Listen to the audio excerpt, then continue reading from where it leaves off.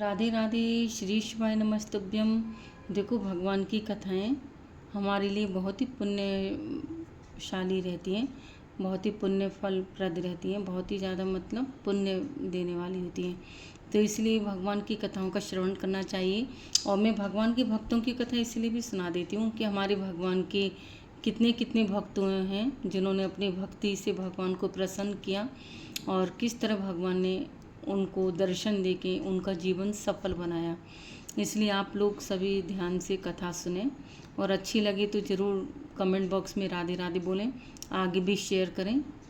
और पिछली बार मैंने सुनाई थी कि जो कलयुग में कल की अवतार होगा उसकी कथा सुनाई थी, और जो हमारे 18 प्राण लिखे थे श्री व्यास जी भगवान के अवतार की कथा सुनाई थी। अब हम आपको सुनाएंगे श्री पृथु जी के अवतार की कथा, तो बहुत ध्यान से सभी सुने। राधे राधे। महाराज अंग की पत्नी सुनीता, जो साक्षात मृत्यु की कन्या थी, उससे वैन नामक पुत्र हुआ, जो अपने नाना मृत्यु के स्वभाव का अनुसरण करने के कारण अत्यंत क्रूर कर्म करने वाला हुआ। फलस्वरूप उसकी दुष्टता से उद्विग्न होकर राजर्षि अंग नगर छोड़कर चले गए। राजा के अभाव में राज्य में अराजकता न फैल जाए, इसलिए ऋषियों ने और कोई उपाय न देखकर वेन को अयोग्य होने पर भी राजपद पर अभिषिक्त कर दिया। स्वभाव से क्रूर, ऐश्वर्य पाकर अत्यंत उन्मत्त, विवेक शून्य वेन जब धर्म एवं धर्मात्मा पुरुषों को विनिष्ट करने पर तुल गया और ऋषियों के समझाने पर भी समझना तो दूर रहा, उल्टे उनकी अवहेलना की, तब क्षुब्ध ऋषियों ने क्रोध करके हुंकार मात्र से वेन को मार डाला। परंतु कोई राजा नहीं होने के कारण लोक में लुटेरों के द्वारा प्रजा को बहुत कष्ट होने लगा। यह देखकर ऋषियों ने वेन के शरीर का मंथन किया।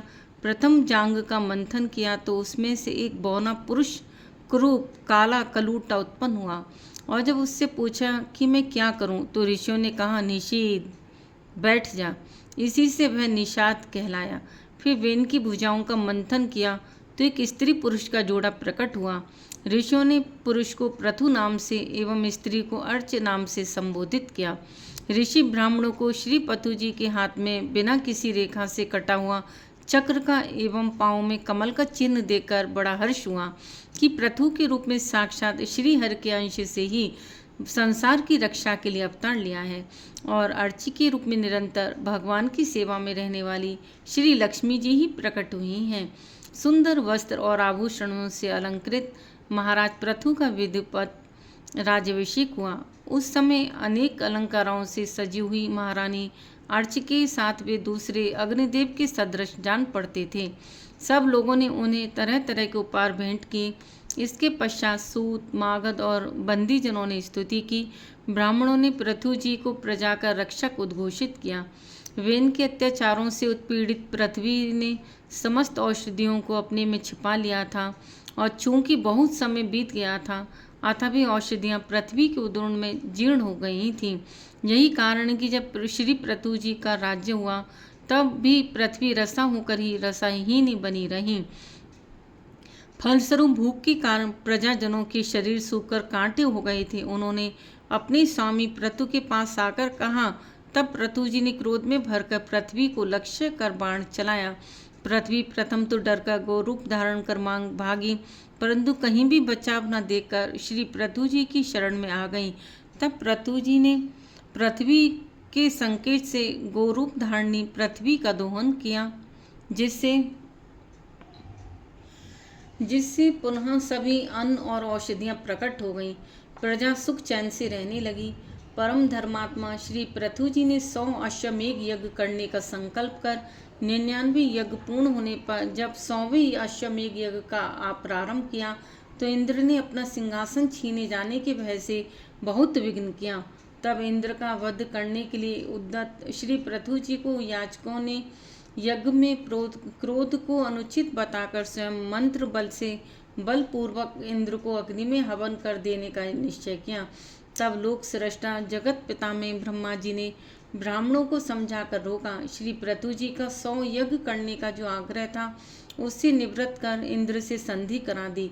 महाराज पृथु के 99 यज्ञों से भी यज्ञ भोक्ता यज्ञेश्वर भगवान विष्णु को भी बड़ा संतोष हुआ। वे देवराज इंद्र को साथ लेकर श्री पृथु जी के सामने प्रकट हुए। अपने ही कर्म से लज्जित इंद्र श्री पृथु जी के चरणों में गिरना ही चाहते थे कि श्री पृथु जी ने उन्हें हृदय से लगा लिया। भगवान का दर्शन कर श्री पृथु जी निहाल हो गए। आंखों में प्रेमाशु, शरीर में रोमांच, हृदय में उमड़ा हुआ आनंद सागर, यह थी उस समय श्री पृथु जी की अवस्था। उन्होंने हाथ जोड़कर भगवान की स्तुति की। भगवान ने श्री पृथु जी के गुणों की सराहना करते हुए वर मांगने को कहा। तब श्री पृथु जी बोले, न कामे नाथ तदम्यहम क्वचिन यत्र युष्म उच्चरणाम्बुजास्वः महत्मान्त हृदयान्मुखुच्युतो विधत्स करणायुत्मेष्मे वरः।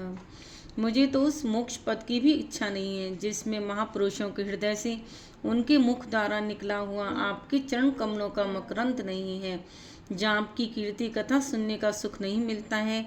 इसलिए मेरी तो यही प्रार्थना है कि आप मुझे 10,000 कान दे दीजिए, जिससे मैं आपके लीला गुणों को सुनता ही रहूं। इस प्रकार प्रार्थना करने पर उनको अपनी भक्ति का वर प्रदान कर भगवान अंतर्ध्यान हो गए।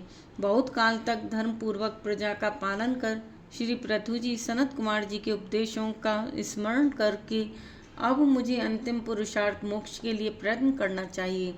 पृथ्वी का भार पुत्रों को सौंपकर अपनी पत्नी सहित तपोवन को चले गए और वहां जाकर भगवान सनत कुमार ने जिस परमोत्कृष्ट अध्यात्म योग की शिक्षा दी थी, उसी के अनुसार पुरुषोत्तम श्री हरि की आराधना करने लगे और अंत में भगवान के श्री चरण कमलों का चिंतन करते हुए ब्रह्म स्वरूप में लीन हो गए। यह देखकर महाराज पृथु की पतिव्रता पत्नी अर्ची ने चिता बनाई और अपने पति के साथ सती हो गई। परम साध्वी अर्ची को इस प्रकार अपने पति वीरवर पृथु का अनुगमन करते देख सहस्रों वरदायिनी देवियों ने अपने अपने पतियों के साथ उनकी स्तुति की। वहाँ देवताओं की बाजी बजने लगी, दिव्यांगों ने पुष्प वृष्टि की। बोलो भगवान श्री पृथु की जय हो।